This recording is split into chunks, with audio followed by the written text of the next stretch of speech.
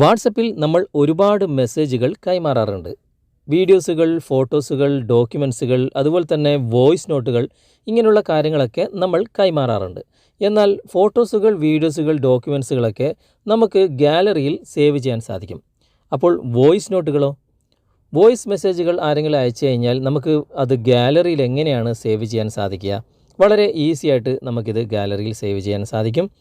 അതിനായിട്ട് നിങ്ങൾ വീഡിയോ മുഴുവനായിട്ടും കാണുക. എങ്ങനെയാണ് ഇത് സേവ് ചെയ്യുന്നത് എന്ന് നമുക്ക് മനസ്സിലാക്കാം.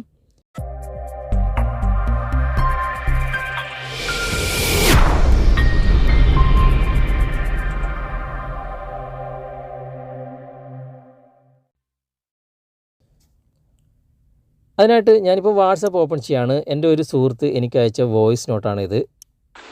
Okay, thank you. ഈ വോയിസ് നോട്ട് എനിക്ക് ഗാലറിയിൽ സേവ് ചെയ്യണം. എങ്ങനെയാണ് സേവ് ചെയ്യുക? അതിലേക്ക് നമ്മൾ ക്ലിക്ക് ചെയ്ത് പിടിക്കുക.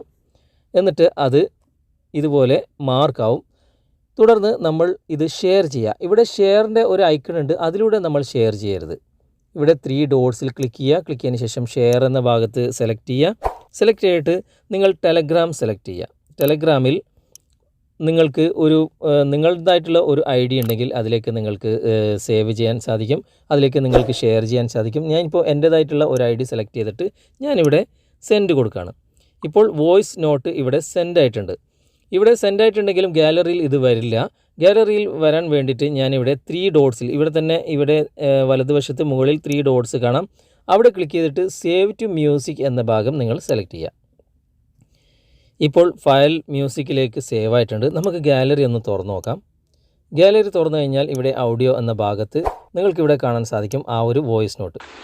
Okay, thank U. ഓക്കെ, ഇതുപോലെ നമുക്ക് ഏത് വോയിസ് നോട്ടും നമുക്ക് ആവശ്യമുള്ള, നമുക്ക് സൂക്ഷിക്കണം എന്ന ആഗ്രഹമുള്ള വോയിസ് നോട്ടുകൾ, ഒരുപാട് വോയിസ് നോട്ടുകൾ വരുമ്പോൾ നമുക്ക് ഏതാണെന്ന് മനസ്സിലാവില്ല. പക്ഷേ നമുക്കത് സേവ് ചെയ്യണം എന്നുണ്ടെങ്കിൽ നമുക്കിതുപോലെ റെക്കോർഡ് ചെയ്യേണ്ടതൊന്നും ആവശ്യമില്ല. ഇതേപോലെ തന്നെ നേരിട്ട് നമുക്ക് നമ്മുടെ ഗാലറിയിലേക്ക് സേവ് ചെയ്യാൻ പറ്റുന്ന ഒരു അടിപൊളി ട്രിക്കാണ്.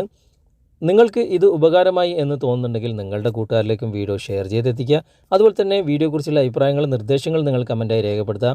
വീഡിയോ ഇഷ്ടമായിട്ടുണ്ടെങ്കിൽ നിങ്ങൾ ലൈക്ക് ചെയ്യാൻ മറക്കരുത്. അതുപോലെ തന്നെ ഈ ചാനൽ നിങ്ങൾ ഇതുവരെ സബ്സ്ക്രൈബ് ചെയ്തിട്ടില്ലെങ്കിൽ സബ്സ്ക്രൈബ് ചെയ്യുക. അടുത്ത നല്ലൊരു കിടിലൻ വീഡിയോയുമായി നമുക്ക് വീണ്ടും കണ്ടുമുട്ടാം. Thanks for watching. ബൈ.